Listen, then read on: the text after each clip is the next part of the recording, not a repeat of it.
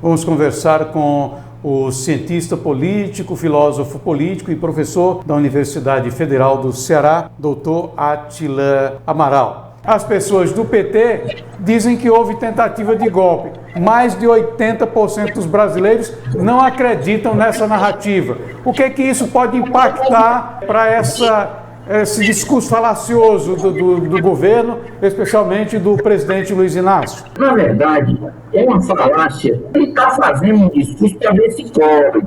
Só que agora o discurso é mais pragmático, entendeu? Político não está assim, a maioria dos nossos políticos, infelizmente, não é a totalidade, que é ser injusto, né? Ser injusto com um percentual também não é muito grande, não, né? Mas então é o seguinte, a perspectiva é de dizer o seguinte: vamos fazer a nossa narrativa e ele vai trabalhar em cima dessa narrativa. Só que, na verdade, esse governo atual, ele é feito em cima de uma coalizão de interesseiros. Na verdade, o que unia tudo isso era a vontade de tirar o Bolsonaro do poder. Agora o Lula vai ter essa narrativa pegar, ele vai ter que pagar.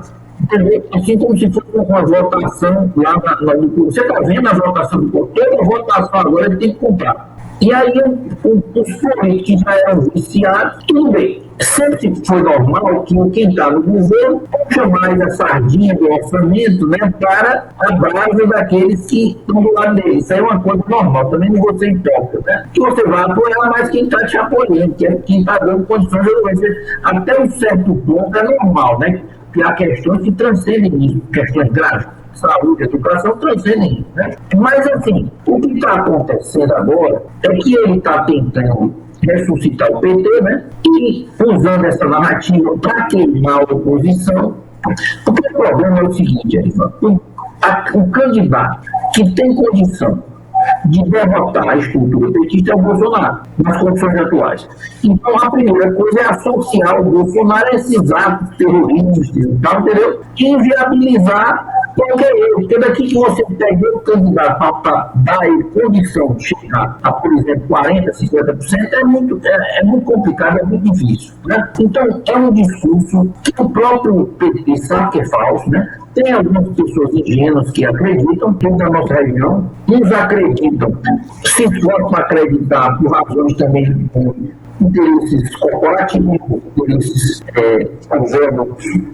para a sociedade, mas não tem ninguém ardendo em amor pela democracia, entendeu? Isso aí é fato. Vamos ser franco também, a tradição democrática no Brasil, ela não é tão enraizada assim, ela sempre foi solapada por esquerda, por direita, pelo centro, por todo mundo. A sobrevivência e os interesses locais e pessoais se sobrepõem facilmente aos interesses democráticos. O Lula tem um projeto de poder muito amplo, né, que envolve o controle da sociedade, e eles estão em sintonia com o Supremo, e é essa sintonia que possibilita ele se manter no poder. Se falhar no parlamento, a coisa vai para o judiciário, com grande chance de aprovação.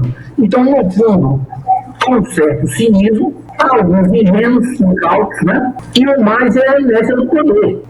O pessoal que estaria lá se ele dissesse o contrário também, entendeu? Por quê? Porque existe um casamento de interesses, relações corporativas, e o Lula tem uma virtude entre aspas, né, para esse tipo de convivência política, que ele não é um homem que quer reformar com as pessoas. Se você chegar lá para conversar com ele e fizer uma proposta meio esquisita, ele não vai te condenar, não vai te censurar. Então isso cria um clima de relaxado, né, de uma certa permissividade que permite qualquer tipo de coisa. Nós vamos vendo coisas assim esquisitas e, ao mesmo tempo, elas vão se repetindo tanto que elas começam a se normalizar. Então nós vamos perdendo os padrões. O pior não é nem isso, não é nem um erro, né? Porque quando existe um erro que pode ser voluntário ou não, né? Mas quando não é um reconhecimento de que existe erro, tudo vira uma discussão sobre como se chegar ao poder, como se fazer isso, como se fazer aquilo. E enquanto isso, o Lula, se ele quer ganhar tempo, para ele avançar essa agenda de controle. Quando ele tiver um controle ainda maior da mídia e do aparato militar, aí fechar mais ainda as redes sociais, aí vai se sentir livre para fazer o que quiser. Queira Deus que ele não chegue lá. Além dessa história da pesquisa, alguma coisa não tem dado certo. 14 senadores da chamada base governista deixaram de comparecer ao evento do dia 8, lá no Congresso. O presidente Arthur Lira não compareceu. 15 governadores também não compareceram. O que é que esses dados podem repercutir para a chamada base governista, além de outros, evidentemente? O cimento da base governista são as emendas. Então aí não tem mais o romantismo, né? Tirando aqui do Nordeste, que quer se submeter, vários setores políticos do Nordeste querem se submeter mesmo e se identificam, né? O Lula, ele celebrou um acordo político com as forças que ele mais detestava e que ele mais criticava. Já imaginou Lula com Sarney, Lula com Renan, né? Figuras da política tradicional, e ele mandou agora, com esse pessoal todo, com uma identificação quase que metafísica. É uma coisa do outro mundo.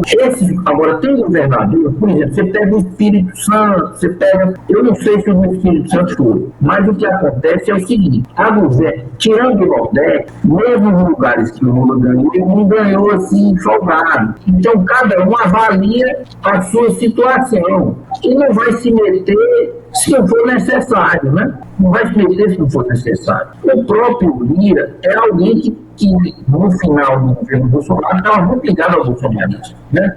Então ele tem que calcular bem. Alagoas foi um lugar em que o Bolsonaro foi bem votado no Nordeste. Ele não ganhou, se eu não me engano, em Maceió. É a única capital que eu me lembro, das que eu estou me lembrando, eu não sei como é que foi em Aracaju, mas em Maceió ganhou, quer dizer, entendeu? Então cada governador vai examinando a sua conveniência. Porque também tem o seguinte, que existe um apoio ao Lula, mas seja o Lula, seja o outro governador, o Centrão, ele tem até uma brincadeira do amigo meu que estava conversando com um cara do Centrão, e ele disse: olha, meu irmão, a gente vai com um cara até o túmulo e consola a viúva. Agora ninguém se mete na cova com ele também, não, entendeu? Porque isso não é uma coisa concluída. Isso é um amigo meu baiano que disse como ele estava conversando com o cara do Centrão: rapaz, vocês não apoiam, nós apoiamos. Agora é o seguinte: a gente vai até a cova e consola a viúva. Agora, nós não vamos com um buraco com ele, não. Que aí a fidelidade, você entendeu? Então, quando a coisa começa a azedar, o pessoal começa a mudar o discurso. Fica normal. É claro que tem forças que têm uma identificação.